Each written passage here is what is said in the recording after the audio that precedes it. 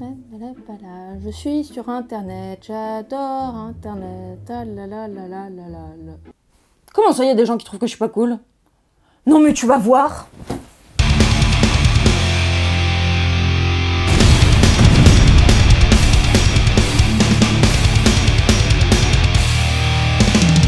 Et là, tu me trouves cool? Bah oui, parce que ça, c'est cliché. Cette vidéo est sponsorisée par Filmo, je t'en reparle à la fin.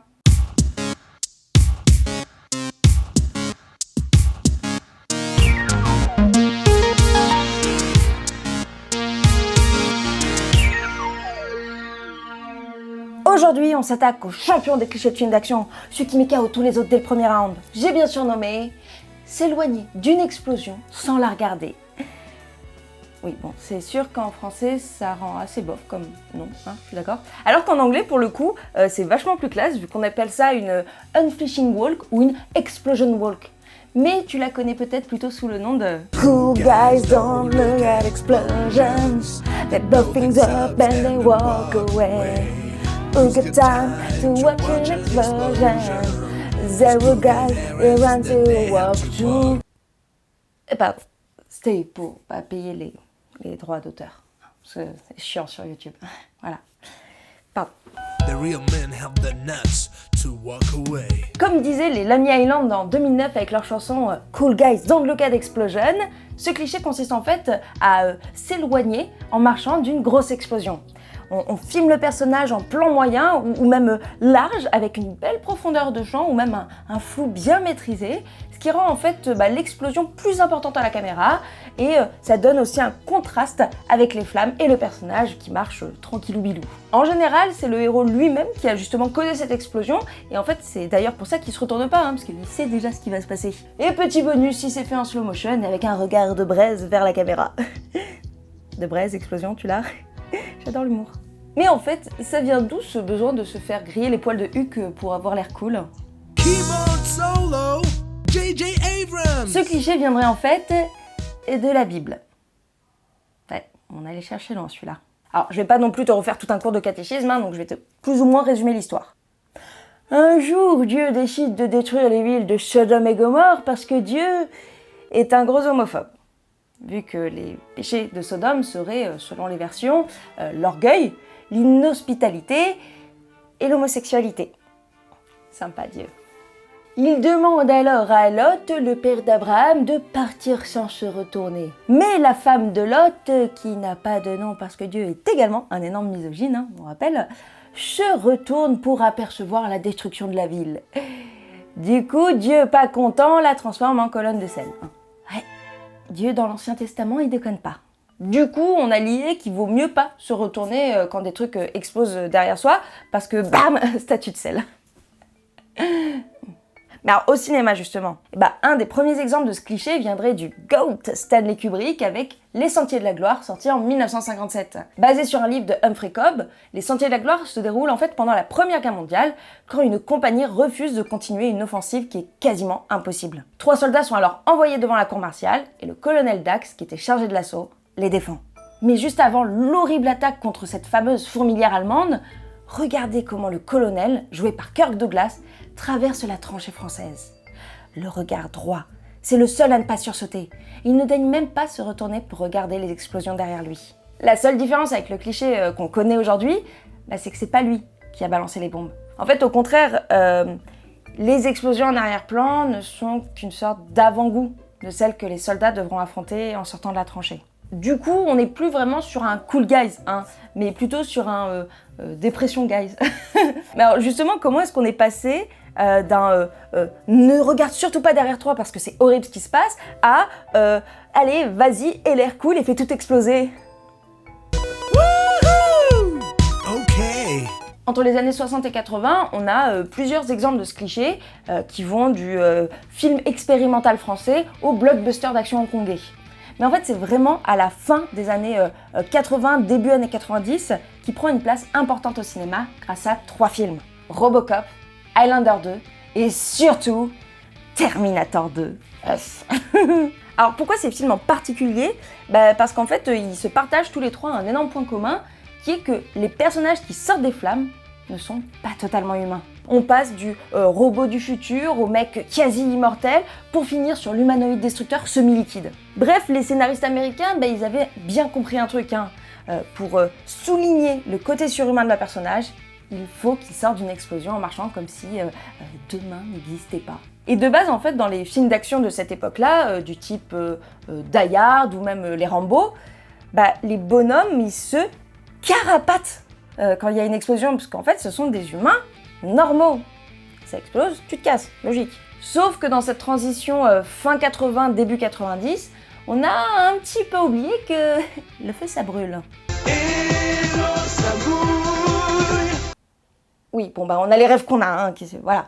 Du coup, l'explosion walk est en fait devenu une sorte de raccourci pour signifier que le personnage est tellement badass qu'il en serait surhumain, même si c'est pas Robocop. Et en fait, ça correspond plutôt bien à cette époque de l'hyper-masculinisation des corps dans le cinéma hollywoodien, avec notamment Schwarzy ou Stallone. Et possiblement, c'est un petit ricochet aux années Reagan qui, lui, prônait un retour aux valeurs traditionnelles, où les hommes doivent être forts et pas pleurer, parce que ça, c'est un truc de fillette, Et pour le coup, je te conseille la très bonne vidéo de Cinéma et Politique sur le cinéma bodybuildé à l'ère Reagan.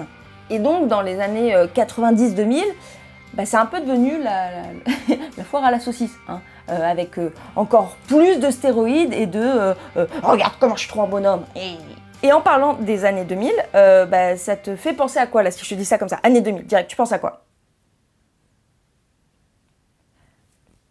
Alors, oui, aussi, mais c'est pas le sujet. Non, aux États-Unis, quand on pense début des années 2000, ça fait surtout référence aux attentats du 11 septembre.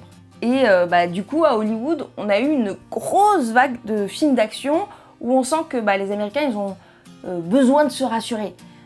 Ils font de leurs héros des mecs aussi badass que possible et avec aussi peu d'ambiguïté que possible.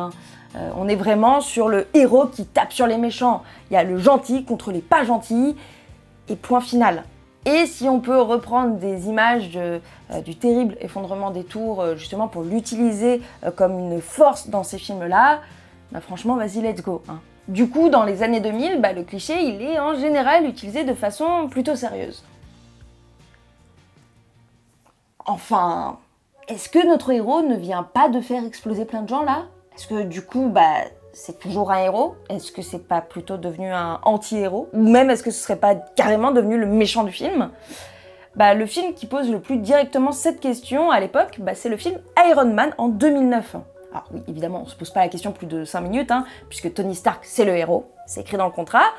Mais bon, quand même, c'est un peu le thème du film, puisque le personnage, à l'origine, il vend des bombes, et franchement, il détruit plus qu'il ne construit. Et franchement, est-ce que ce serait pas même le symptôme d'un problème peut-être un petit peu plus important? Je vais peut-être un petit peu loin, mais bon, on a des mecs qui veulent tellement montrer que c'est des bonhommes qu'ils en oublient toute empathie. C'est pas un petit peu la définition de la masculinité toxique à tout hasard, ça? Je me pose des questions. Et si on pousse l'analyse encore plus loin, on peut même se dire que le cliché, c'est une sorte de parodie de lui-même, puisque oui, les explosions, c'est cool, mais quand c'est toi qui les déclenches, est-ce que c'est toujours aussi cool? Et justement, comme le disait c'est bon Lonely Island, because cool guys don't look at explosion, the flames are hot but they're hard to see. Walk fast from the bombing explosion and don't think about the people you've killed. Les droits d'auteur, tout ça, on a compris. Ouais, voilà. Depuis, on a évidemment beaucoup détourné le cliché. Et moi, l'attaque la plus directe qui me fait le plus marrer, c'est dans le film The Other Guy avec Mark Wahlberg. There's blood blisters on my head! Oh my god, how do they walk away in movies without flinching when it explodes behind them? There's no way! I call bullshit on that! When they flew the Millennium Falcon outside of the Death Star and it was followed by the explosion, that was bullshit! Et du côté français aussi, on l'a fait, puisqu'on en trouve un petit exemple dans le plus légendaire des Movies vs Live que Golden Moustache ait jamais fait. Mais alors, est-ce que le cliché, il est mort? Ou peut-être qu'il n'est juste condamné qu'à être une parodie de lui-même? Et bah pas forcément en fait, puisque depuis quelques années, on a un petit revival de l'Explosion Walk avec des réalisateurs qui essaient de l'utiliser différemment. Que ce soit dans Pirates des Caraïbes 3, avec la mort mais mythique de Lord Beckett, qui a son bateau qui finit en allumette, ou même dans Django Unchained, avec notre héros qui s'éloigne de la maison qui va faire péter, mais décide finalement de se retourner et mettre ce petit binocle de soleil pour assister au spectacle. Et plus récemment, dans Dune partie 2, on a Paul Atreides qui arrive à l'Assemblée des Fremen sur son Sandworm qui provoque une explosion de sable derrière lui. Alors oui, c'est pas une explosion avec du feu, mais ça reste quand même archi badass. Hein. Et aussi, ça renvoie à l'idée que Paul n'est plus tout à fait ce jeune homme normal, mais bien un personnage surhumain. Et avec ça, on en revient à l'origine du cliché, et la boucle est bouclée. Et moi, je trouve ça beau. Bon, ok, c'est avec Timothée Chalamet, mais ça reste beau quand même.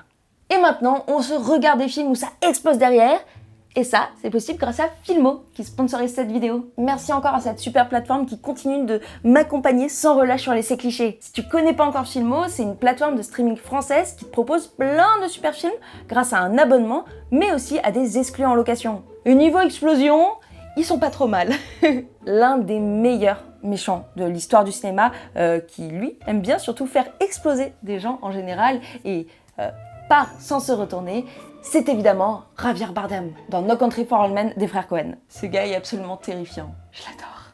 Dans Shooter-tireur d'élite d'Antoine Fuqua, on a Mark Wahlberg qui veut se venger après être tombé dans un piège, et forcément il fait tout péter à un moment, et un Cool Guys avec Mark Wahlberg, moi je dis oui, moi je suis abonné direct, absolument. Et enfin, je te parlais de Django Unchained de Quentin Tarantino, et maintenant j'ai qu'une envie, c'est de le revoir, parce que vraiment cette scène de fin, elle est absolument incroyable.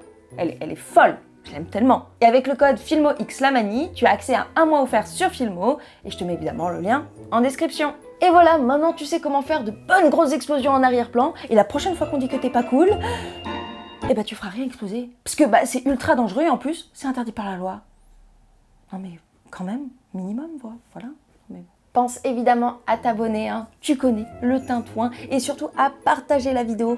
Je t'imagines pas à quel point en fait c'est un soutien de dingue pour moi, et en plus c'est gratuit, c'est juste un échange de mots procédés. T'as passé un bon moment, tu partages la vidéo, t'en parles à ta grand-mère, à ta grande-tante, à ton grand... Pourquoi ils sont toujours grands? C'est pas grave, voilà, tu passes un très bon moment, et moi je te dis à très bientôt pour une autre vidéo.